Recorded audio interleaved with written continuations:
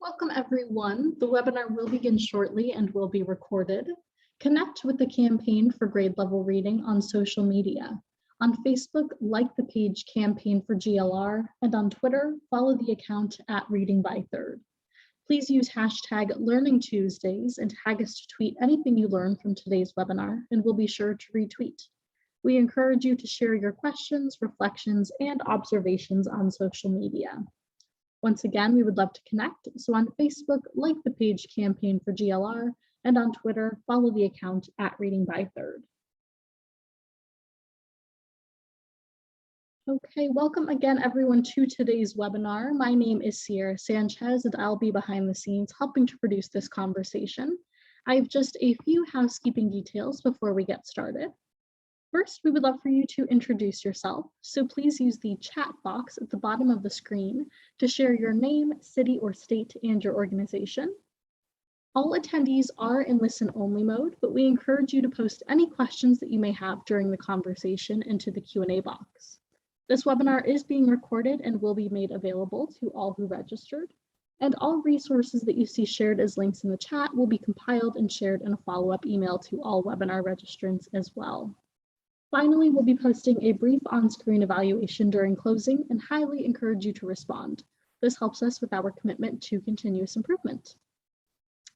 Finally, before we begin, I would like to call your attention to our upcoming GLR Learning Tuesdays webinars. Later this afternoon at 3 p.m., we invite you to join us again for a session co-sponsored by Learning Heroes, focused on centering equity in homeschool relationships with lessons from research and innovative districts. Next week on April 12th, we have an exciting doubleheader, starting with a Crucible of Practice Salon, focused on engaging public libraries as key coalition partners at 12:30 p.m. Eastern Time, followed by another co-sponsored session, this time with TMW Center for Early Learning and Public Health, titled Join the Movement, Activating Your Parent Village. April 19th, we invite you to another Funder to Funder conversation on building hope and opportunity, philanthropy's role in catalyzing children's savings account. Registration and more information for these sessions will be posted in the chat box now, and we hope you can join us. Joining you now is Sarah Torian, Senior Consultant with the Campaign for Grade Level Reading. Thank you and enjoy the webinar. Thank you, Sierra, and welcome everyone. Thank you all for joining us for today's Funder to Funder conversation, Learning Ovations, Transforming Literacy Outcomes in the Classroom, Community, and Home.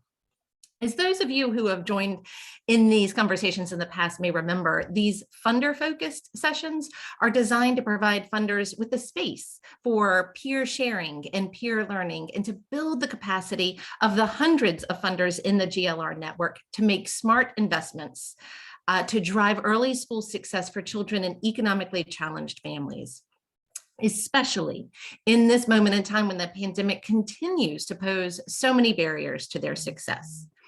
Today's session will focus on one particular smart investment made by the Funder Coalition in Charlotte, North Carolina. With data showing widening achievement gaps in the wake of the pandemic, it is more important than ever to ensure that educators understand the science of reading and that they are equipped and empowered to apply that science in ways that meet students where they are and help them become proficient readers.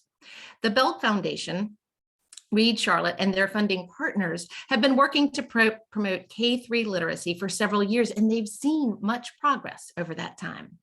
But as you will hear in just a minute, they are especially excited about the ways in which the research-based Learning Ovations and its A2i Professional Support System are helping them to accelerate those efforts. And they're excited to share what they are doing and what they are learning with their peers in the GLR network who share the same commitment to early school success. And so to begin the conversation, I am incredibly honored to welcome and introduce our panel for today. First, I'd like to welcome Johanna Edens-Anderson. Johanna is the Executive Director of the Belk Foundation, a family foundation based in Charlotte. The foundation supports public education by strengthening teachers and school leaders and ensuring that students are achieving on or above grade level reading by the 3rd grade. She joined us last month to discuss her work in partnership with the Barksdale Reading Institute to ensure that teacher preparation programs address the science of reading. And we're delighted to have her join us again this month to talk about how she's working to support teachers in applying that science in the classroom. And I'd also like to welcome and introduce Alva Perry. Alva serves as a literacy outcomes specialist at Learning Ovations, providing instructional support in the Southern California region.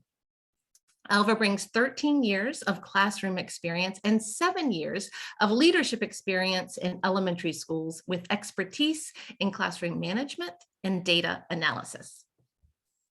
Welcome also to Munro Richardson. Munro has worked in philanthropy for most of the past 20 years and currently serves as the executive director of Read Charlotte, a community initiative that unites families, educators, and community partners in seeking to improve third grade reading proficiency in Mecklenburg County to 80% by 2025. In this role, Munro is responsible for using research, data, and strategic funding to coordinate, integrate, and align the efforts of dozens of organizations across Charlotte and Mecklenburg to improve children's language and literacy development from birth through third grade. And finally, I'd like to welcome Matthew Soldner. Appointed in 2018, Matt serves as the commissioner of the National Center for Education Evaluation and Regional Assistance at the U.S. Department of Education's Institute of Education Sciences, where he is responsible for the department's efforts to design, conduct, and learn from evaluations of federal programs and policies.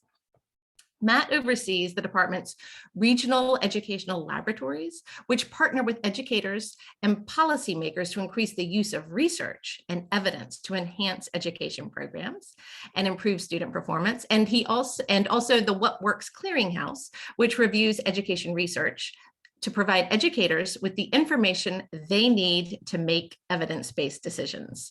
So thank you all for joining us today. We're incredibly delighted to have you join us to share your knowledge and expertise with our funder network. So to set the stage for today's conversation, I'd like to start with Munro and Johanna to get a sense of the why behind Learning Ovations. And I'd like to start with you first, if I could, Munro. Thanks, Sarah. You've been engaged in philanthropy, as I said earlier, for more than 20 years, currently serving as an advisor to many local funders in Charlotte as a part of your role as the lead of Read Charlotte. I was, in preparing for today's conversation, I was looking at your LinkedIn page, and I was struck by how you describe that work. You reference a quote from the Google co-founder Larry Page that says, quote, "Most people tend to assume things are impossible rather than starting from real world physics and figuring out what is actually possible." You say you're obsessed with using data and evidence to understand the real world physics of literacy to double third grade reading proficiency in Charlotte. So Munro, how does Learning Ovations fit into that real world physics that you were talking about and your efforts to figure out what is actually possible? What makes this different for you? Well, thanks, Sarah. You're right. And we are just obsessed with looking at evidence and data to really drive our work. If we get to the next slide. This quote by Larry Page, my team has seen it many times. My board has seen it many times. We know that improving reading has been an effort that is not new. We've spent, a couple of decades trying to do this. And when I started at Read Charlotte 7 years ago, many people told us that, gee, this is just too hard for you to actually be able to do. How in the world are you ever going to get 80% of your third graders reading at grade level? And so, we look at evidence, we look at data, and we have reviewed hundreds of academic papers to try to understand what are the real world physics of literacy? What are the things that we know that if we do them can lead us to helping improve outcomes, particularly for the most vulnerable children in our communities. So 5 years ago, after reviewing hundreds of papers, we came across a remarkable body of work that we began to watch and we began to follow. And I'm excited to share with the audience today what we found and what has been groundbreaking for us at Read Charlotte and is guiding our work today and could help guide the work of funders and communities across the country as well. So next slide. So this slide, many of our audience may be familiar with this. This is called Scarboroughs reading rope. It's been around for over 20 years. And this does a really good job of summarizing in one picture the various aspects of how children become skilled readers, both by developing language skills, but also by developing word recognition skills that allows us over time to become automatic readers, very skilled, focus on understanding what we're reading. However, the challenge with this is that although it gives us a very good general picture of how children learn to read, it doesn't answer the question on its own, how do you help the child that's right in front of you learn to read with their specific challenges? How do you help a group of children or a classroom full of children or an entire school of children? And so that's also a critically important question. And that's what I want to talk today about. Next slide. So 5 years ago, in the summer of 2017, I came across a remarkable body of work by a researcher named Dr. Carol Connor. And Dr. Connor focused on this particular question of how do we effectively teach children to read? She started with over 2,000 hours of classroom observation from pre-K to third grade over 5 years to figure out really, the mechanics of how we effectively teach children to read. And she found something really important and really remarkable that not enough people, I believe, understand, but could incredibly power the work of all of us trying to improve reading proficiency across the campaign. Next slide. So what did Dr. Connor find? Well, what she figured out was that there were 4 different types of reading instruction. There's reading instruction that teaches what are called code-focused skills. These are skills that help kids decode or get the words off the page. But then there are instruction that teaches kids meaning-focused skills. That's vocabulary, that's comprehension, that's writing. But there are 2 different modalities for instruction. The first is what she called teacher manage, and we've called adult manage. Manage means who's directing the learner's attention. And then child manage is individual peer work. And what Dr. Connor figured out is there are 4 different types of instruction, that these types of instruction are interacting, they're feeding upon each other, but that different children need different mixes, different balances, different proportions of these 4 types of reading instruction at any point in time on their route to becoming proficient readers. Now, not only did Dr. Connor figure out these 4 types of reading instruction, but she also figured out another really important element. Next, is that there's an interaction. There's an interaction between children's reading skills and these 4 types of reading instruction. And that when you're looking at reading skills, you want to look at the 3 major areas together: word reading, vocabulary, and comprehension together. And that the child's reading skills are actually interacting with those 4 types of reading instruction. So on the one hand, you've got the 4 types of reading instruction interacting with each other. They're also interacting with children's reading skills that are changing over time. It's an incredibly dynamic process, but one that Dr. Connor was able to figure out and document from those 5 years, 2,000 hours of classroom instruction or instruction and observation. So let's contrast this with sort of a popular way that we talk about children and reading. Next slide. So many of our audience probably is familiar with this equation. This is called the simple view of reading. And it simply says that reading comprehension is the product of decoding and language. This came from Guff and Tunmer. It came out, the first paper in 1984. But when you contrast that with what Dr. Connor found, next, actually teaching children to read is actually more complicated than the process of learning to read. Not that learning to read isn't a complex process. As we know, our brains aren't built to learn to read. We've got to build them. But the actual process of teaching a child to read is actually more complex because of those 4 types of reading instruction and the interaction with children's reading skills. I think this is both an explanation why, despite our best efforts, we have not seen more impact and more improvement in reading. And it's also the solution at the same time. If you take away nothing else from today's webinar, the 4 types of reading instruction and how you are leveraging this, I think about it as Adam Smith's invisible hand for literacy is incredibly important. And I think is both the explanation for the challenges we've had before the pandemic, but it's also an incredibly important part of the solution for how we're going to help our children recover and accelerate as we move through this pandemic. So really important finding by Dr. Connor, but this isn't the only thing that she figured out from those 5 intensive years of classroom observation. Next slide. So I'm going to summarize a number of things that she found in which I would describe as the real world physics of early literacy. So first, teacher managed small group instruction is 4 to 10 times more effective than whole group instruction. This is a really important finding. And in fact, Dr. Connor found that the biggest impact of small group instruction is for the youngest children, pre-K and kindergartners. It's 10 times more impactful to have small group instruction for those youngest children than whole group instruction. Incredibly important finding. Next bullet. Second, too much or too little code-focused instruction can lead to weaker gains. One of the great things that's happened over the last several years has been a greater awareness of the importance of systematic phonics instruction. But what Dr. Connor found is getting the right amount to children at the right time is really important. Again, remember the interaction across those 4 different types of reading instruction. She found empirically it's possible to give children too little, but also too much. Really important. Next.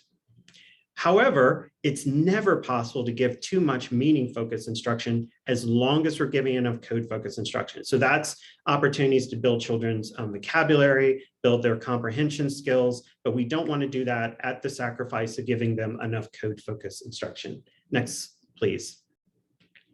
Now, this is really interesting. Students typically need increasingly more child-managed instruction as the school year progresses to maximize their reading growth. When I first learned this a couple of years ago, I mean, it just really began to spin my head, because when we think about curricula and we look at curricula, the typical curricula is very heavy on adult managed curricular activities. And so, however, if children need increasingly more child managed instruction as they go through the academic year, that means we really need to pay attention and think about what are the instructional materials that we're using to make sure that children are getting that right balance across the 4 types of reading instruction. Next. This is interesting and really important. There is no initial inoculation. There's no inoculation effect. In other words, you can't just do it in the early grades and say, great, I got you where you needed to be. We can go back to business as usual. This needs to carry through to 3rd grade. This actually came from a 3-year study that Dr. Connor did from 1st grade through 3rd grade. And really showed the importance of children getting this, instruction grounded in the 4 types of reading instruction all the way through 3rd grade. Next. Higher quality classroom learning environments produce greater impact, greater gains in reading, even with the same amounts of literacy instruction. Dr. Connor and her colleagues were able to show empirically that there is an interaction between the types of literacy instruction children receive and the quality of the learning environment. Very important, they're interacting together. It's not enough just to get the literacy instruction right, but it's also important to also pay attention to the quality of the learning environment. Next. Intervening quickly when students need help yields greater improvement in reading. This really has a lot to do about when do we help children get those tier 2 and tier 3 interventions that they need, small group, individual. What Dr. Connor and her colleagues were able to show was as soon as you identify a child that needs support, getting them that support actually leads to bigger gains than letting them sit in that sort of core tier 1 instruction and seeing if they catch up. Intervening quickly, time in and of itself produces a positive impact, really important. And then the last bullet on this slide.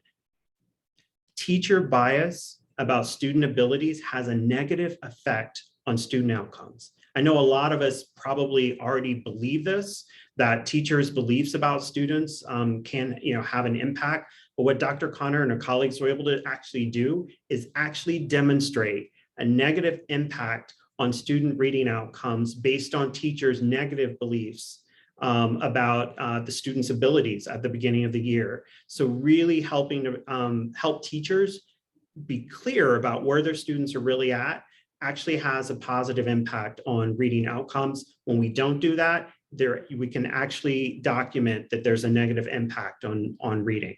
So these are really important, I think, sort of nuts and bolts of the real world physics of early literacy. And we can think about how we use these insights to improve the reading instruction that's happening in our communities. But for those of you watching who haven't read all the papers, you're like, how do I know this works? So next slide. We wanted to know this ourselves. And so, like I said, we came across this 5 years ago, but we really wanted to kick the tires and understand, how do we know that this works? So this isn't just academic research, but can actually improve outcomes in the real world. Next slide. So what Dr. Connor did was she took these insights that I shared with you, and particularly around the 4 types of reading instruction and the importance of getting time right for each of those types of reading instruction for each child. And she developed 5 algorithms that incorporate what she learned about how much of those types of reading instructions that children need based on their combination of their word reading, vocabulary, comprehension skills, with the idea of providing guidance to adults so that they could better individualize reading instruction for children in their classrooms. She tested these algorithms, next slide, in 7 randomized controlled trial studies, 7 peer-reviewed experimental studies that were published in academic articles. I cannot begin to describe how rare this is in education to have 7 randomized controlled trial studies testing the same thing over and over in multiple grades with large numbers of students, meeting the gold standard for experimental studies. Randomized controlled trial studies really helped us to see that the impact that was possible for both word reading and comprehension. What Dr. Connor figured out in those observation studies, she was actually able to help teachers in classrooms leverage those insights to improve reading outcomes in these studies. But beyond the experimental studies, in 2018, Dr. Connor and her colleagues were able to begin to show how this could work in classrooms outside of carefully controlled research studies. And I'm going to show you just a couple of slides of results of schools that began to use what Dr. Connor developed. Next slide. So this is one of my favorite examples. This is Elmsford Union Free School District. It's in Westchester County, New York. And this is a slide from the United Way of Putnam and Westchester County. Actually, this is a slide from a GLR webinar from 2 years ago. The Elmsford Union Free School District began to use what Dr. Connor developed and her insights in their classrooms. And this is after the first year of implementation in the 2018-2019 school year. What you can see here are data for improvements on iReady assessment. There are 2 rows. There's K2 English Language Arts, and this is the percentage of children meeting or exceeding benchmark. And the second row is for math.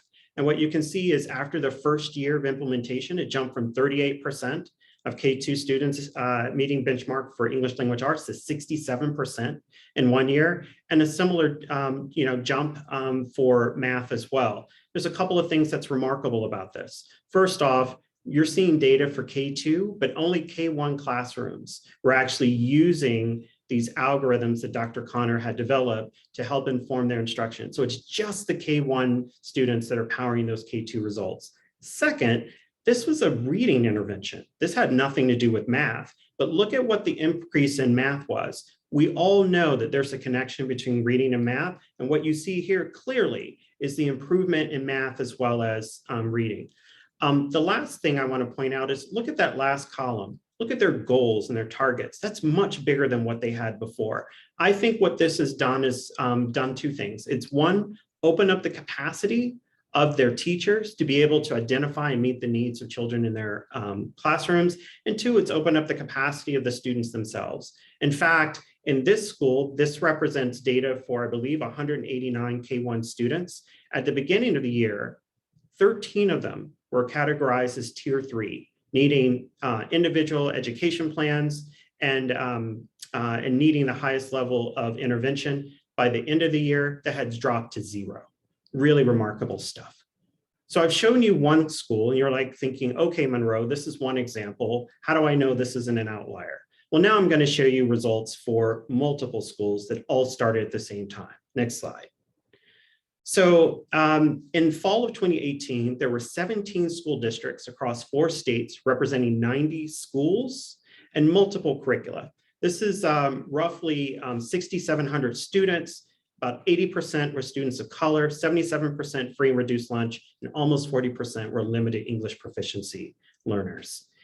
What you can see here is data from fall of 2018 up through the middle of 3rd grade. Obviously, this included the pandemic, right, which started in March 2020. But I want to focus on the first year of implementation.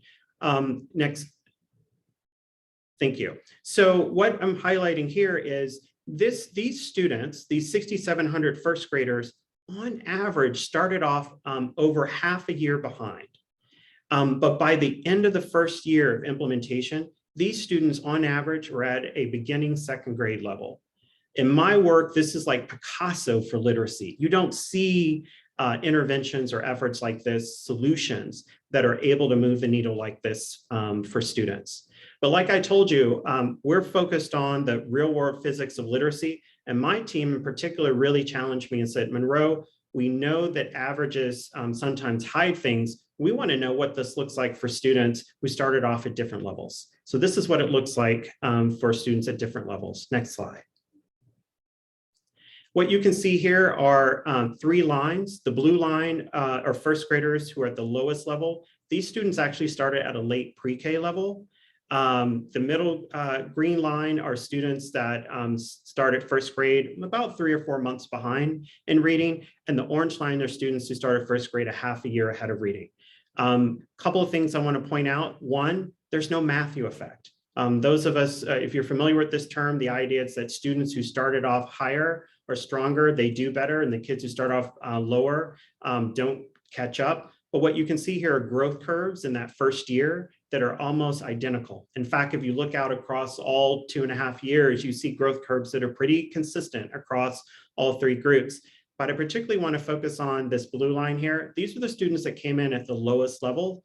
These were first graders who started off at a late pre-K level and finished the first year at a mid first grade level.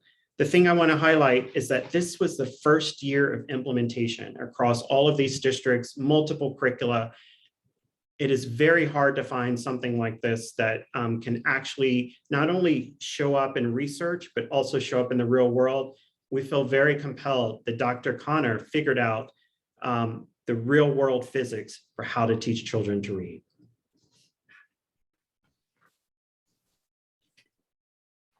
I'm speechless. That's amazing. I mean, the results and the data that you shared is really impressive. And I can see why you view this as the Picasso and the real world physics and are so excited to share it with our network. Johanna, Johanna, I'd like to invite you into the conversation now. For the funder perspective, through the Belk Foundation's investments in Read Charlotte, you are a part of a group of funders that have helped to bring Learning Ovations to the Charlotte and Mecklenburg community. Can you tell us a little bit about the Belk Foundation's investments over the years and how this newer collective investment in Learning Ovations is helping to accelerate those longstanding investments? Sure, thank you, Sarah. And after all these years, I have never learned the lesson of not following Munro. So thank you for this additional opportunity. Thank you all for taking time to learn with us here today. As Sarah mentioned in my introduction, the Belk Foundation is a private family foundation that primarily funds in our own backyard in Charlotte, North Carolina, which means that we work with organizations that support students and educators in Charlotte-Mecklenburg schools. Over the years, we've realized the significance of state policy in what we're trying to achieve here locally. So we also have a concerted portfolio that focuses at the state level on research and advocacy. Our two focus areas are early grade achievement and excellent teachers and leaders. And while there are certainly some strategies that we support in early grade achievement that are outside of the schoolhouse, we have an abiding belief in the power of effective instruction. In a bit, you're going to hear more about the suite of solutions that are fueled by the A2i research, which also include resources for families and out-of-school time providers. What I'd like to acknowledge here is that it is incredibly rare to have a truly evidence-based platform that serves as a common engine for all the settings and people who support a child's reading development. I know other funders on this call can relate. It's not unusual for us to support summer learning, tutoring, after school, family and caregiver strategies, in-school instructional support and PD, where each program is using a different instructional approach and collecting different data to support students. And it's really frustrating for everybody involved. I'll sometimes refer to this as having multiple spokes, but no wheel. And so sometimes we've taken approaches where we try to help our out-of-school time and tutoring partners to gain access to the data that is collected in schools, only to confront issues related to timing delays that make the data only somewhat useful, maybe for summative evaluation, but not at all useful or in the moment for instructional decisions. And often what the schools are assessing may not tell the program providers much about what to actually do in response to that data, even if they could get access to it faster. The Learning Ovations suite of solutions supports a significantly more coherent way to both assess and respond to individual student needs, whatever the setting. Another major way that learning about the research behind Learning Ovations has shaped our foundation and my own personal understanding is that the framework subsides the science of reading, balanced literacy, tug of war. A common thread that you'll see in those, let's face it, downright exasperating debates is this false dichotomy between whether phonics or language comprehension are more important. The research behind Learning Ovations, which Munro so eloquently walked us through, confirms that all domains are important, indisputably, and where each child is in their own development means that they need different portions. Everyone needs to eat some carrots and some peas, and it also matters whether they're being shown how to cook the carrots or peas or practice cooking them themselves. This analogy has gone like way off the rails, and I'm sure Munro is squirming right now. But if you're still with me, let me sum it up. I encourage you to have conversations with those you're investing in, if you're a funder, or if you're a program provider, to think about what that literacy block looks like and how you're deciding what and how children learn in their reading development. The 2x2 model of Learning Ovations is an excellent framework to base these conversations. Thanks, Sarah. I think you held up your own following Munro. Don't be silly. That was great. And I loved the analogy that we don't need to fight over what's healthy food and what's healthy for learning to read. That's wonderful. Thank you so much. Thank you both for kind of introducing us into the power and potential of Learning Ovations. I'd like to welcome Matt Soldner into the conversation now. Hi, Matt. Hey, Sarah, how's it going? Wonderful. So an arm of the U.S. Department of Education, IES, is the nation's premier source for research, evaluation, and statistics, as of course you know since you work there, that can help educators, policymakers, and stakeholders, including funders, the many funders who are on this call today, improve outcomes for all students. I know that IES has invested in Learning Ovations for 18 years now, helping the founding researcher Carol Connor develop the A2i Professional Support System, and more recently, bring that into classrooms across the country. Building on what you just heard Munro and Johanna share earlier, can you share why the kind of work that Learning Ovations and A2i are an example of is so important for those of us who care about children's early school success? Yeah, absolutely. Thank you so much to the campaign for having me. Next slide. Before I jump in, as a federal employee, I have to offer this reminder to everyone, just because I am here to talk about the excitement we have about A2i Learning Ovations. Keep in mind that excitement should not be thought to be an endorsement, a recommendation, or a favoring of the government. With that said, let's move on to the meat of my comments. The next slide. You know, conversations like the one we're having today really remind me that I have one of the best jobs at the U.S. Department of Education here at IES, because I get to amplify the work of incredibly talented educators and scientists like Carol, who are doing and have done really cutting edge science designed to ensure that we're doing all we can to support students and educators and the communities in which they're living and learning. And I get to spend my time talking about and evangelizing for something that I think is truly transformational. The use of education science to build and to use evidence about what works in teaching and learning and student development. And so that's why I am really glad to be here today to focus on A2i as a real example, as an exemplar of what successful education R&D looks like. So next slide, please. So as Munro told you, A2i's story spans 2 decades. We are exceptionally proud to have been a significant funder, along with the NIH, of the work that culminated in the product that you're hearing a lot about today.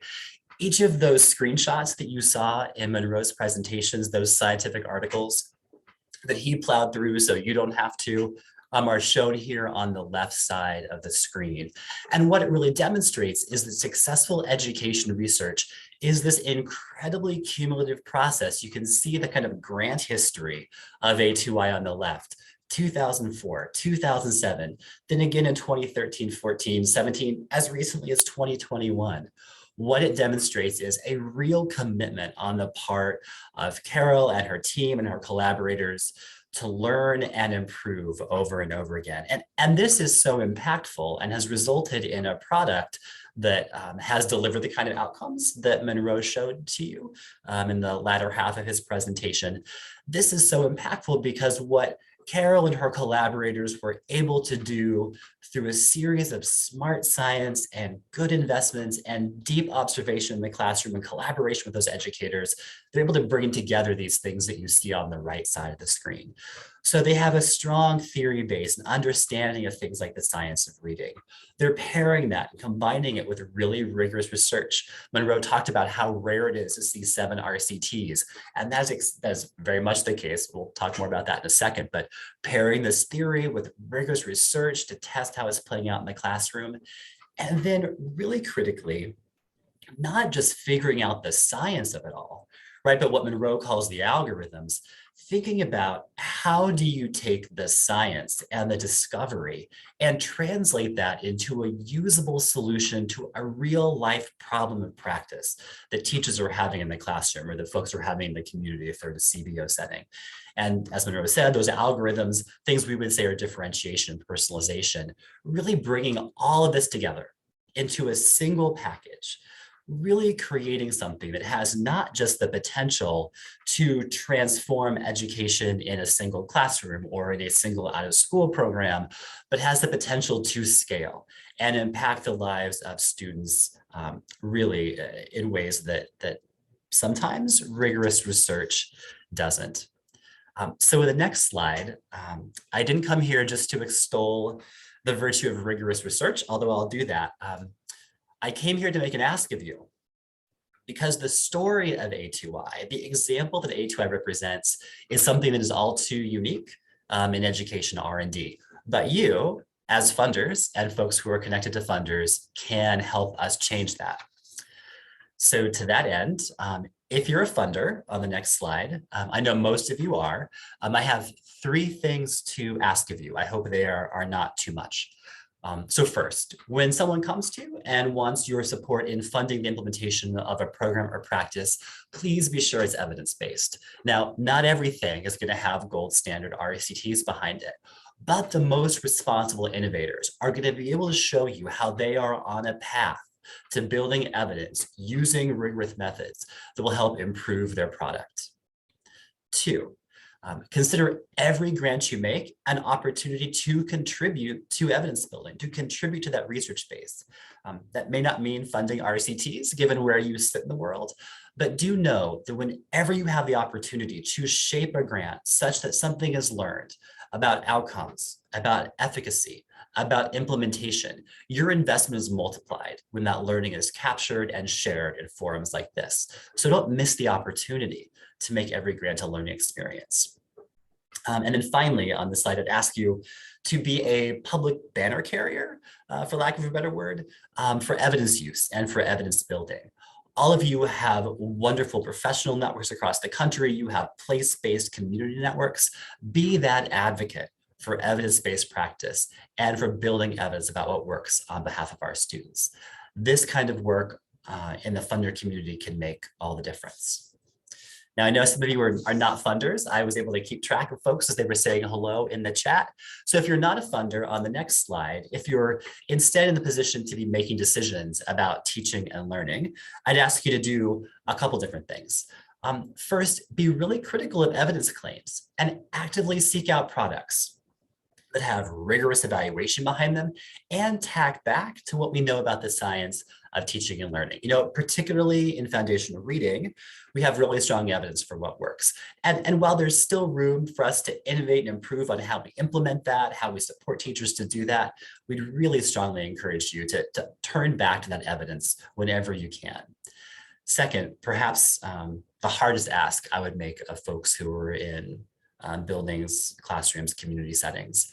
When you have the chance, or when you are approached by a researcher, someone following Carol's footsteps, and they ask you to participate in high quality research for programs and practices that have been based in strong science and you think will fit in your buildings, please consider it. In fact, I'd go so far to say, please say yes. We only get more A2Is. We can only build more evidence about what works for whom and under what conditions with your help, with active collaboration between students, educators, families, and education scientists. If you want to be able to hear this webinar in another domain, in another grade level, on another topic, participating in education research is what's going to help us do that good work. Thank you for that wonderful pitch for both the funders and the non-funders who are joining us. I hope it resonated with all of them and they'll join in this effort. I hope so. So what impact have you seen to date from IES's investments in Learning Ovations over the years? You walked through that kind of graph. What's the impact of that so far? Yeah, so I think, Munro really showed you what it looks like when things like A2i get deployed at scale in classrooms, changing the experience of both students and teachers. And in the graph that Munro showed you, those outcomes just aggregated by kind of student level really show that the products like that have a really deep research base and are proven really can make a difference. And the good news is this process that A2i went through to really rigorously test, continuously improve, solve real problems teachers have, kind of crack the nut of scaling the innovation. That is happening in other domains as well, beyond simply just A2i. So I asked my team, I said, what are some examples of things where this same approach that A2i has done in terms of building evidence has been really powerful in other domains? They gave us examples in reading and math and post-secondary education. This model that Carol and her collaborators undertook and that Jay and the Learning Ovations team has taken to scale really does have the potential to make a difference at scale. And we are super proud to have been able to be the funder of that work and pleased to share the stage with such wonderful and smart, committed educators and scientists. Thank you for those investments, and thank you so much for joining us to talk about that work and the investments. So Alva, I'd love to welcome you into the conversation now, if I may. Absolutely. So given what I've heard from Munro and Johanna and Matt, now I am about the incredible research base underlying Learning Ovations, I am oh so eager to get to the how this works in the classroom. Can you tell us a little bit more about the how of Learning Ovations? How does it support teachers in operationalizing the science of reading to support their students' literacy development? And in particular, I'm really interested in hearing, how it helps teachers understand what are the right amounts of the right types of instruction for a particular student and the right ratios at the right time, kind of that quadrant that Munro was introducing us to. Tell us how. Absolutely. Thank you for having me. First, I want to begin by stating it's critically important that we understand the current landscape. I'm sure most of us are familiar, next slide, with the fact that 1/3 of students in 4th grade and next 1/3 of students in 8th grade are the only ones making reading achievement and success. That means that 2/3 of students at that grade level are not meeting reading proficiency. This is an urgent matter.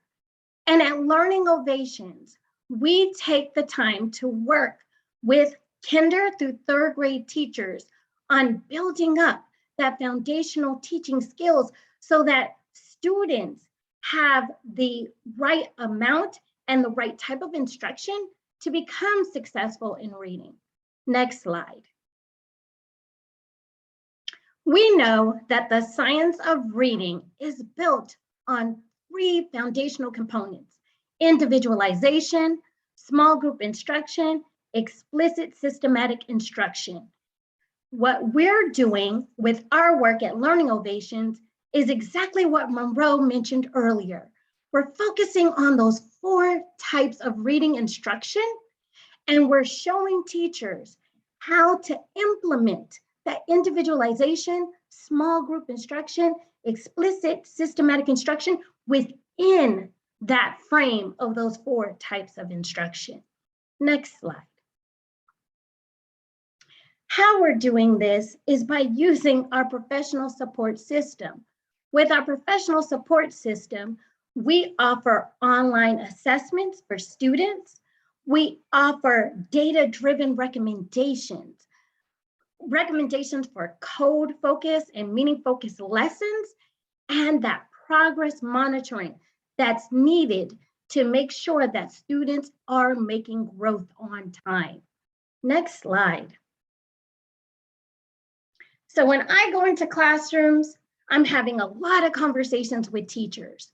And most often they're having a conversation about not having enough time.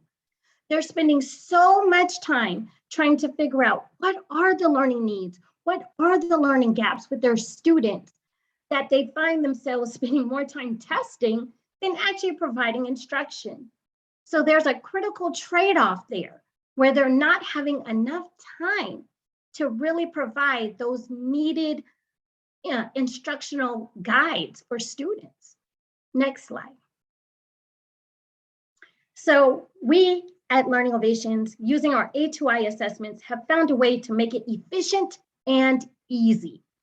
We provide 2 different assessments, which are each only 8 to 10 minutes on average, time to administer. And with the word match game, we're measuring that vocabulary and word knowledge, and the teacher receives an age equivalency score for each student. And this is important so that they know in terms of their development, where they are in terms of their understanding of words. And then we have letters to meaning, which focuses on the decoding and reading comprehension. And that gives that grade equivalency so that we know what the baseline is, where they're starting, and what we need to do to move them along. And so with those 2 assessments, we find that teachers have a real strong evidence-based start to really critically improving reading instruction within their classroom. Next slide. Here is where our professional support system offers a unique benefit to our teachers. See, once they have their age equivalency and grade equivalency, they can use that to create a minute match. That's what we call it. And so what it is giving the right amount of time in that code focus, in that meaning focus, whether it is the teacher managed or child managed time. They give precise recommendations within the A2i platform that help teachers know what they need to do in order to improve those student outcomes. Next slide. So this is what it looks like on the platform, because a lot of people are like, what does that look like? Here it is.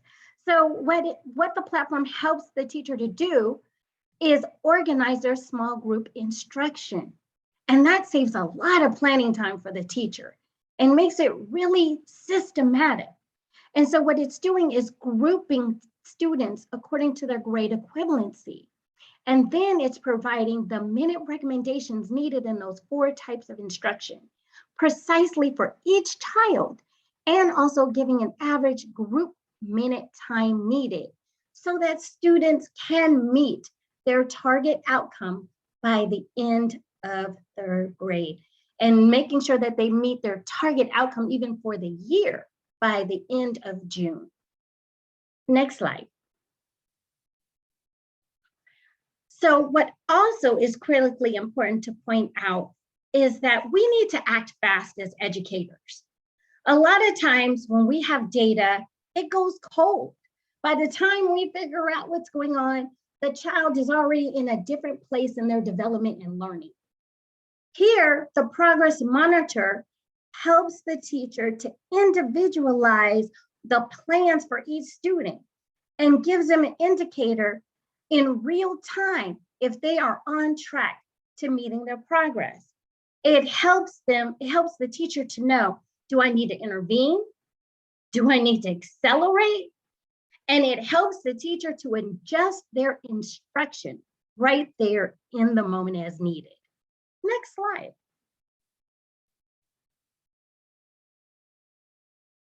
So let's talk about that curriculum. Right, so perfect segue into my next question. So is this a program or a new curriculum that a school system or a school would have to adopt? What changes, I guess, would be required for a school to embrace Learning Ovations? And we've had a question in the Q&A box that I think relates to this, like teacher training. So, I mean, that's a wonderful resource, the screens that you were walking us through just before. What's required to kind of prepare teachers to know and utilize that information? Absolutely. So let's just start with A2i is not a curriculum. It's not a program. It is a professional support system. What's so fantastic about it is that it uses the existing curriculum and resources that are already located on the site. So if the teacher is already trained in whatever their curriculum is on site, there's no further training needed in order to support the learning in the classroom. What we're able to do is take the curriculum and organize it into, again, those 4 types of instruction, as you can see displayed here on the screen. So we are able to really help teachers to really become efficient with how they're using their resources and really being able to maximize when is the best time to use a certain resource or a certain piece of curriculum within the 4 types of instruction. Next slide. This brings me to our lesson menu. This is another area within our system and our platform that teachers can utilize to make sure that they're giving that explicit systematic instruction. And how that is done is that the platform takes the GE, divides it into the 4 types of instruction. The teacher can simply click on teacher managed, code focus, or teacher managed meaning focus, or in the child managed areas for code and meaning. And they can simply select from the menu of lessons right there located in each category and implement that lesson within their class. It makes planning so much easier and so much quicker, because that's another area where teachers are losing time, right? They're planning morning, noon, and night. How do I plan for this group? How do I plan for this set of students? And here, because it's organized by GE, you know that you're giving the right instruction for the right amount of time with the right lesson. So it's all right there embedded for you. Next slide. Thank you. So we know that Munro spoke about the evidence.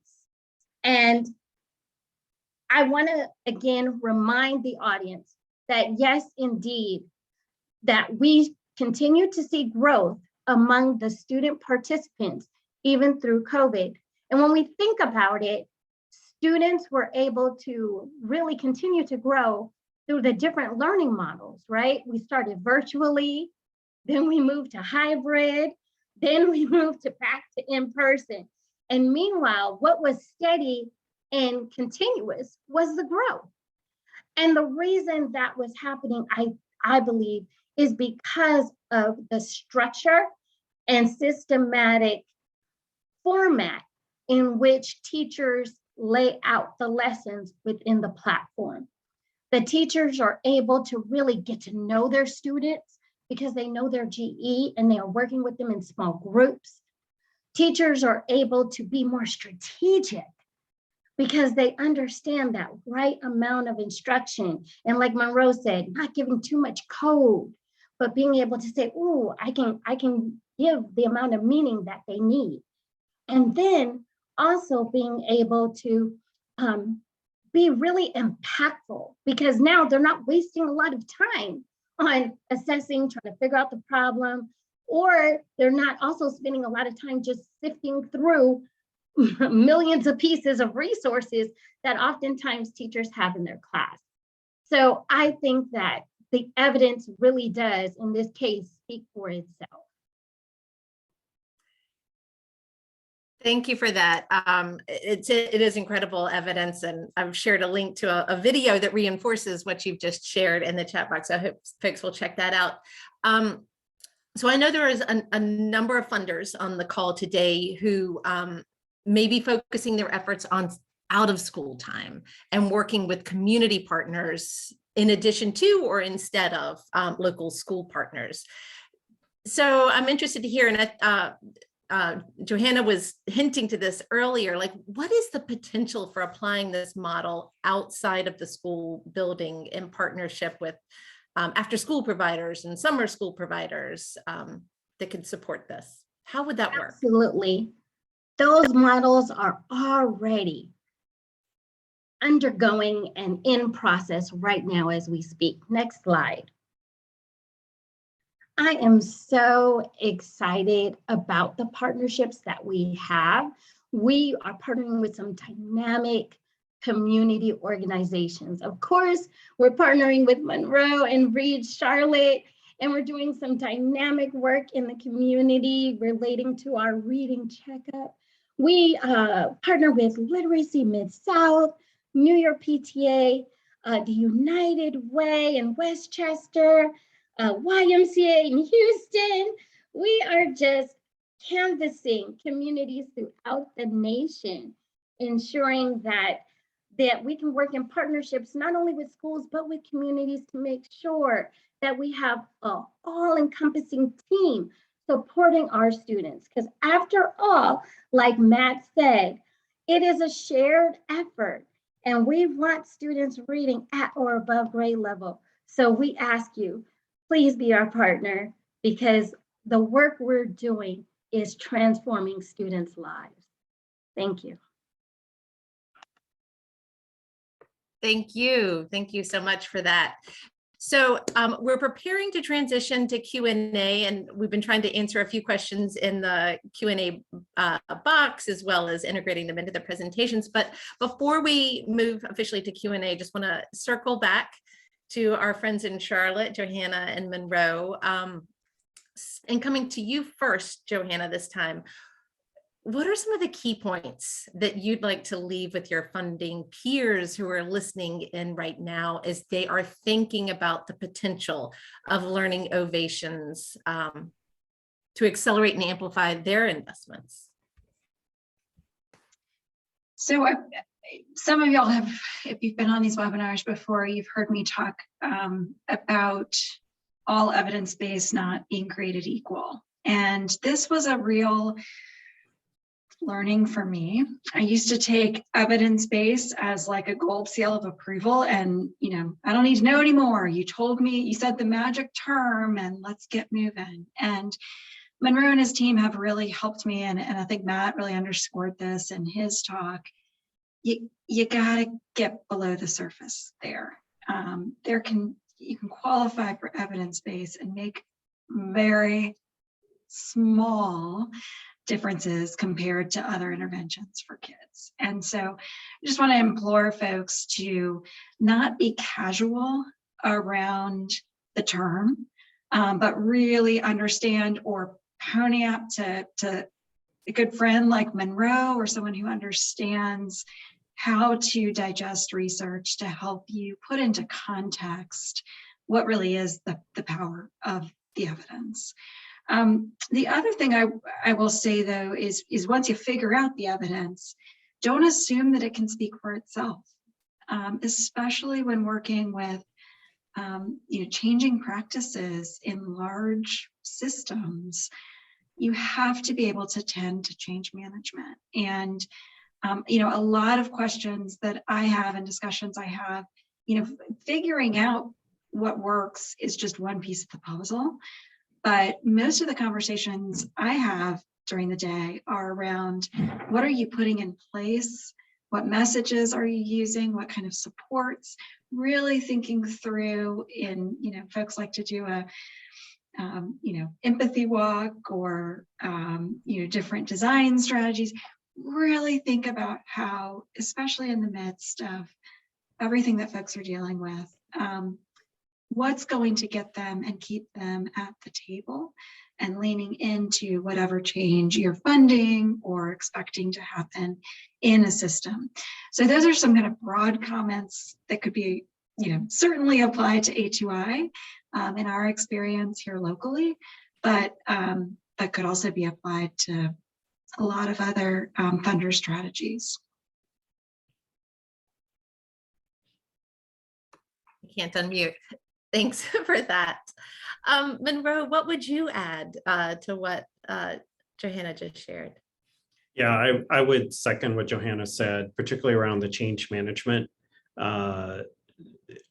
It's one thing to find something that works or you think that works, and I think also sort of building on what both Matt and Johanna said, figuring out how to bridge that research to practice gap is really important. It's one thing to see something work in a controlled research setting. It's another to see it work in the messiness of the real world. And so we have to attend to that and pay attention to it. But a key part of that is the change management. Both sometimes it's organizational, but then sometimes it's adult behavior. And really thinking hard about that and paying as much attention and rigor to that part of the work, I think, is also important. Thank you both for that. So we will transition to the Q&A portion of the conversation now. And I'd encourage all of you who are listening in, any questions you have about what you have heard shared today and the potential for applying this kind of a research-based program and A2i in the work you're doing. Please continue to post those in the Q&A box.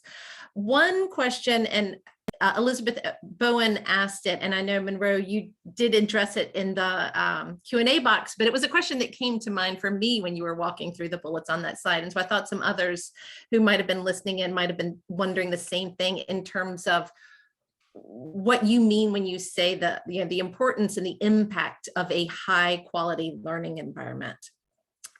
What does that look like? What would constitute a high quality learning environment to ensure that folks are meeting that?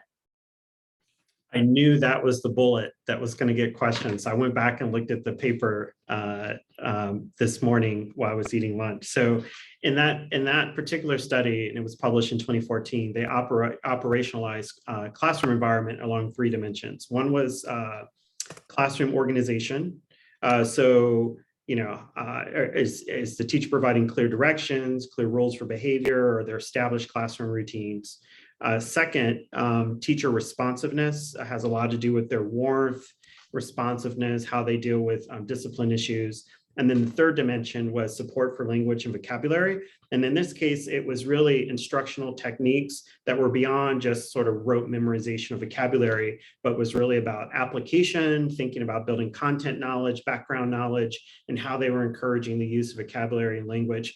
Those 3 sort of aspects of a high quality or a learning environment had an interaction with how those 4 types of reading instruction were used and were interacting with each other. And in short, you could have 2 classrooms, one where you have a high quality learning environment, one not as high, using the same levels of the 4 types of reading instruction and get different impacts. And it's because of the interaction between the learning environment and the specific literacy instruction. So, what I love about this work, and I'm just going to admit, I love empirical work. So Matt, I do think you have the coolest job in the world. But it's going from like these suppositions we have or ideas we have, like, I think this is true, to someone actually, Dr. Connor team showing it's empirically true. Yes, the quality of the learning environment matters. Yes, teacher biases, teacher perceptions about students, the moment they see them before they get any information about them, it does have a real impact on outcomes. And so, I think understanding that when we think about the investments that we're making as funders, or we're thinking about, the schools we run or the programs we run, it's really important to pay attention to those sort of real world physics of literacy and asking, how is it working for us? And how might it be working against us in terms of helping to positively improve student outcomes? Alva, I'd love to welcome you into responding a little bit to that question as well, in terms of the supports, the guidance, anything that Learning Ovations shares with schools and teachers about helping them ensure that they are able to provide high quality learning environments. Absolutely.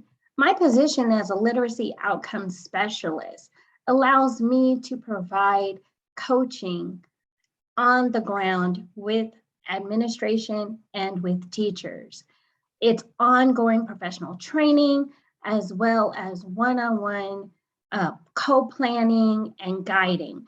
And so we make sure that they have a full, well-rounded support, not just a platform, not just the resources, but they have a highly knowledgeable educator in the LOS to help them really change practice and utilize the evidence-based information that we know to really implement and ensure that those 4 types of instruction are rigorous, they are in line with best practice, and that they do ultimately end up in improving student outcomes. So here's another question I'd like to share, and it's a long one, so I'm going to go ahead and read it, make sure I get it just right. Philip Bevins asks, or states, first of all, logically, it might be thought that any system of organizing dynamic activities like teaching and learning will likely be more effective during a period of inherent disorganization, such as the pandemic, than doing without such a system of organization. Is there any other form of organization applied during the pandemic, the results of which can be compared with Learning Ovations, Not to criticize in any way, but to seek evidence-based comparisons. So application of Learning Ovations during the pandemic and the impact that it was, positive impact it was able to show, any other types of programs that could be compared with that, trying to compare results as against a base case in such a period. It may be even more effective comparatively, I guess is what he's saying. So I don't know if you know of any other types, and this could be for you, Matt, as well, thinking about the wide range of studies that you have been looking at over the past 2 years during the pandemic.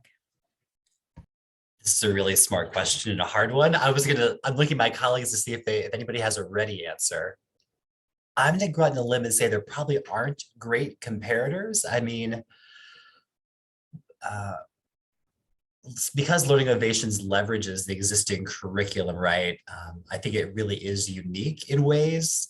What came to mind immediately to me to Philip's question is products that have their own curriculum, but that are adaptive to student performance inside a module, right? So a fully adaptive teaching and learning platform. And again, that requires the adoption of a different curriculum and then the curriculum being used right in the classroom already. So I'm not sure if there is an exact comparator, although maybe Munro or Alva or Johanna know of one. I do actually. I was ready for this. Nice. So, but actually we're gonna have to go outside the US. There's a great group called JPAL, which I love. They're all about evidence-based studies and randomized controlled trial studies. And there's a sort of interesting, I would say, parallel approach on the other side of the world. Was developed out of India, has spread into the African continent as well. But the heart of it is about individualized, targeted instruction. And while some of the approaches that they use are different, the heart of it is very, very similar. It echoes Learning Ovations and A2i. What I would say, though, is I think the question about through the pandemic, research doesn't happen that fast. I think you probably know that already. And so it's going to take some time for any of that to happen. I'm going to put, because I looked it up real quick, there's actually a wonderful video from JPAL on YouTube. My wife, just sort of data geek and literacy nerd I am, my wife watched it with me like 5 times the other weekend because I was like, look at this is amazing. But when you watch it, you're just going to hear echoes of what you heard today. And whenever you find work that is completely different body of work, literally on the other side of the globe, that's coming at it very much around individualization, targeted work, and was high quality research. I believe for this particular body of work, JPAL has done 6 randomized controlled trial studies. Similarly able to like really help accelerate children around reading in really, really challenging environments. I think this is compelling in a way, for me at least, that further buttresses what we have here with the body of work that Dr. Connor and her colleagues so meticulously developed, with the support of IES over the years. Now I'm really interested in the fun things that you and your wife do over the weekends, watching 5 times this one video. Wonderful pair that you are. Anything that you would add, Alva or Johanna? No? So I have a question for you, Alva, then. Joe Welter is asking if you could briefly address the difference between kind of what a traditional classroom versus an A2i classroom would look like and feel like. Absolutely. A traditional classroom, and by the way, I was a site administrator for 7 years. And so I got an opportunity to see many varied different types of classrooms. And what I see, although I do see teachers attempting to provide explicit systematic support, I do see teachers trying to individualize. But what I see is that it's really a difference of time and structure. So what I will see in a traditional class is, students may be in small group, but they're in 20-minute rotation. And what we're learning from Dr. Connor's work is that time matters. It's what makes the impact. You could be in that 20-minute period of time giving too much code focus, and now your results are weakened. And so with the A2i classroom, it really is driven by that unique time factor that's making sure every group is giving that exact prescription. So it's really about precision, and it's really about effectiveness. Those are the two things that make a critical difference between a traditional classroom and an A2i classroom. Is there anything that anyone else would like to add to that? No.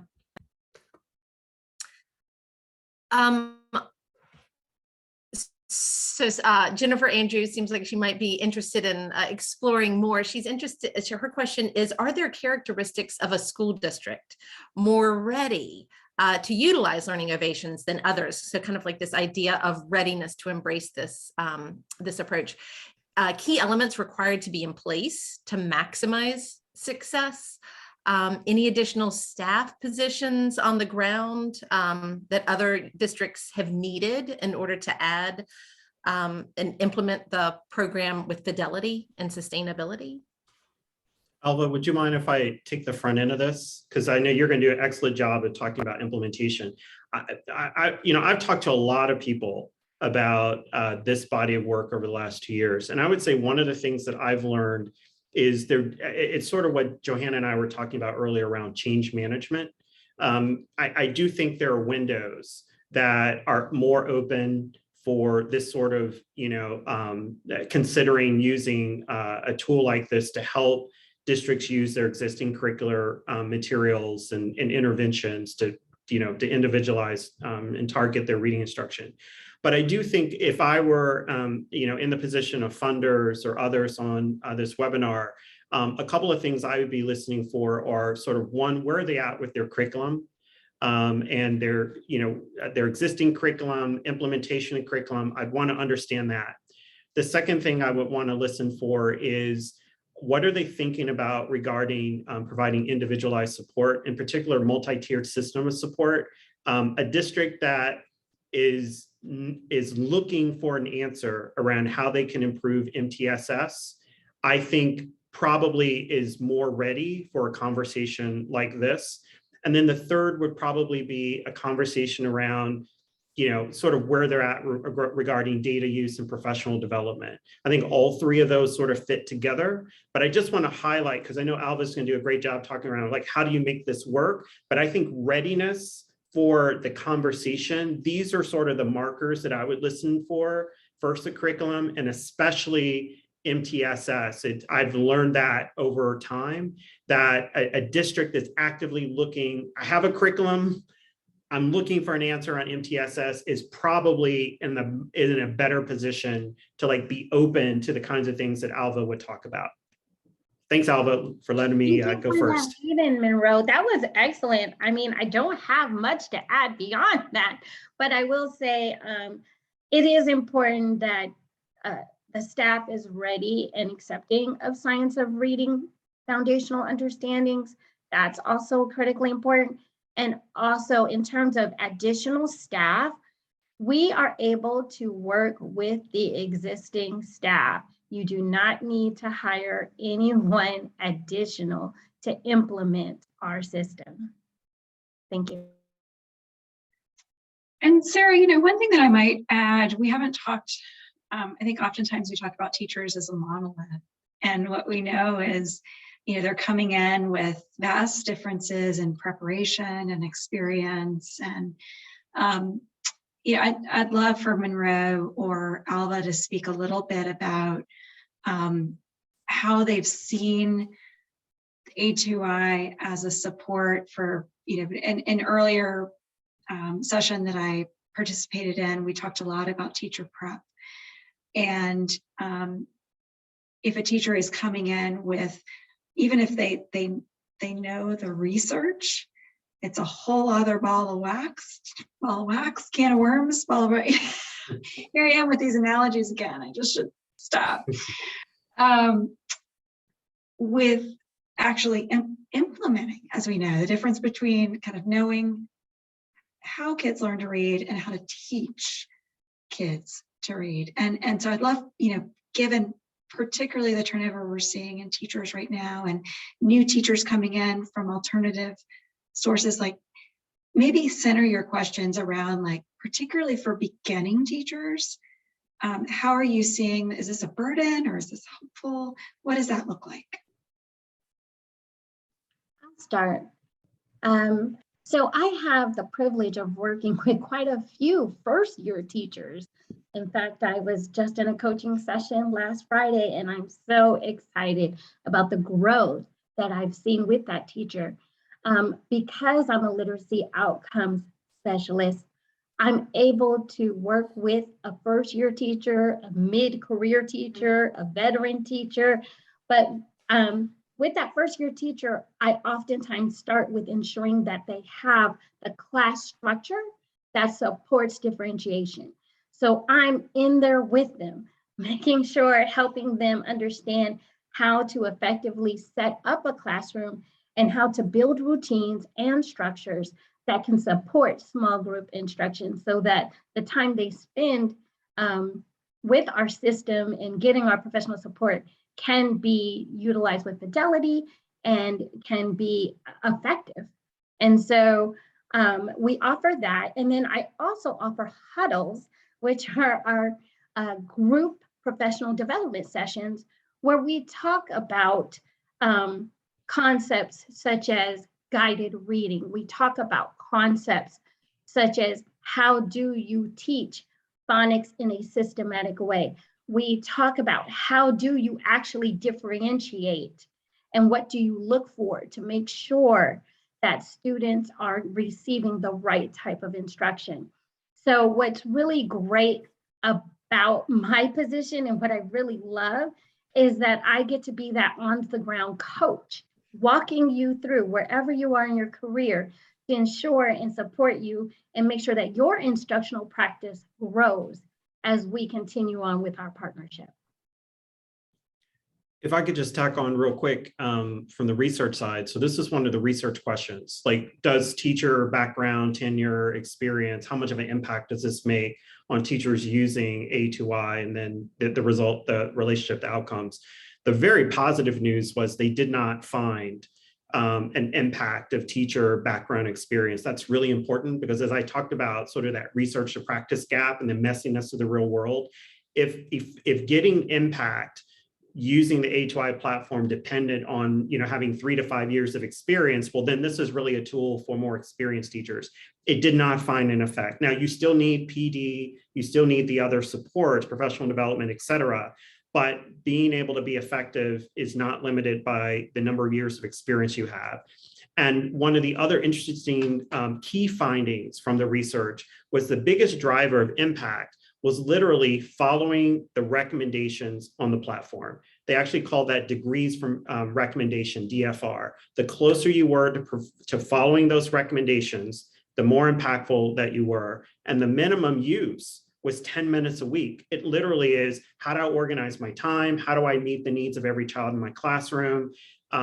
So it really is within reach, we believe, of lots of teachers and in settings outside of classroom, as we're experiencing here in Charlotte, North Carolina. So as Matt talked about before, the potential for scaling across teachers with a variety of backgrounds, we think is quite unique. So I have a follow-up question for you, Alva. Talking about the work that you do, kind of the coaching and the different teachers and experience levels that you work with.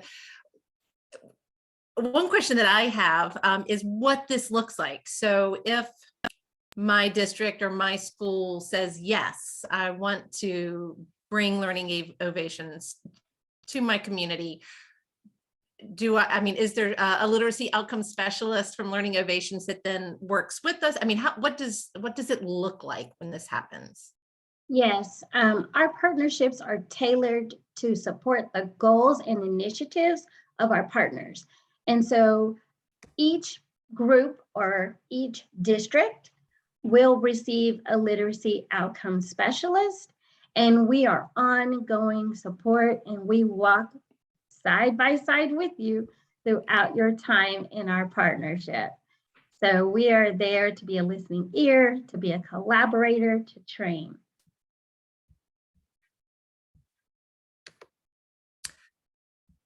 One other quick question that Dennis Williams has asked in terms of kind of student to teacher ratio are there recommendations or suggestions for what that should look like in utilizing A2i and Learning Ovations?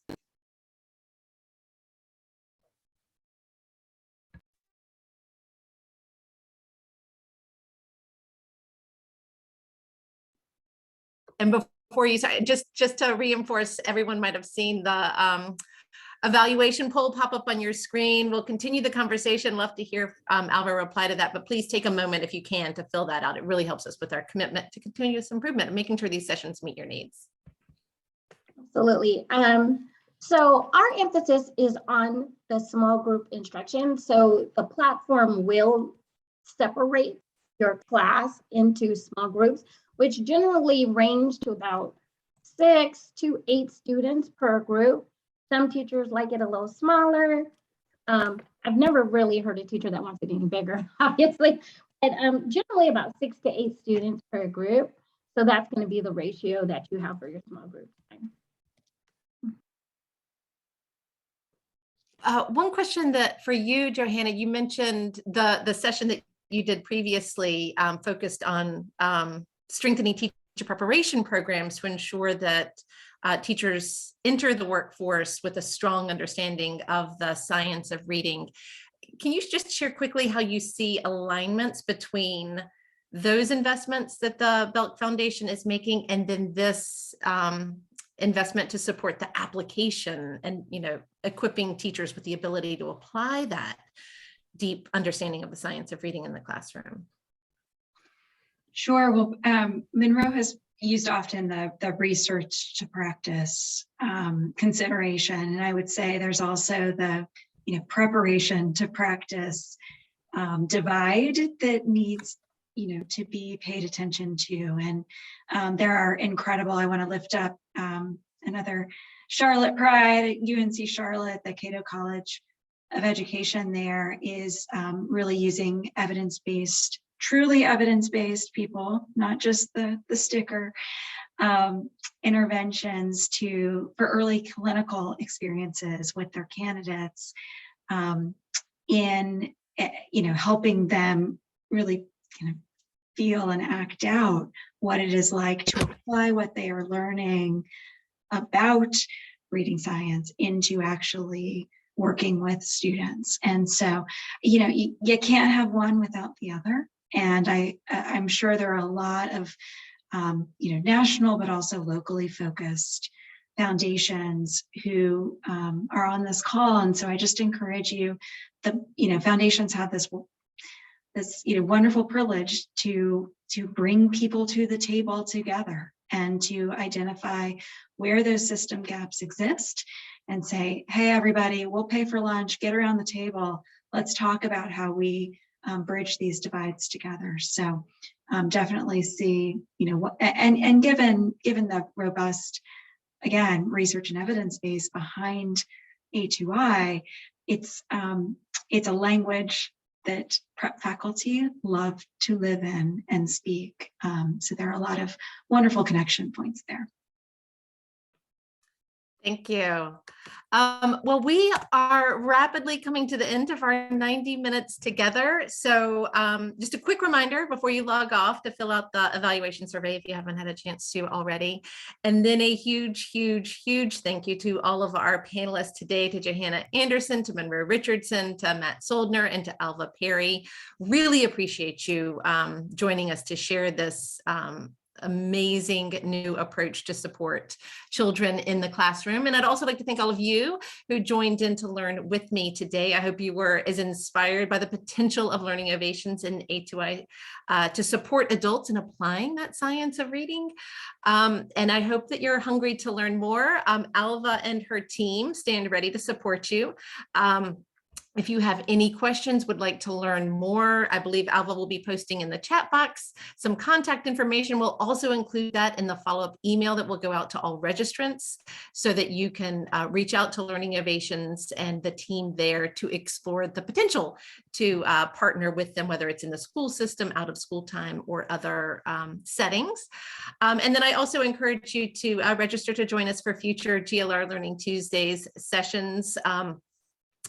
We have a session later on this afternoon, co-sponsored by Learning Heroes, that will be engaging superintendents and sharing the innovative ways that they are promoting family engagement strategies, and sharing actionable research that you and others can use to deepen your family engagement strategies.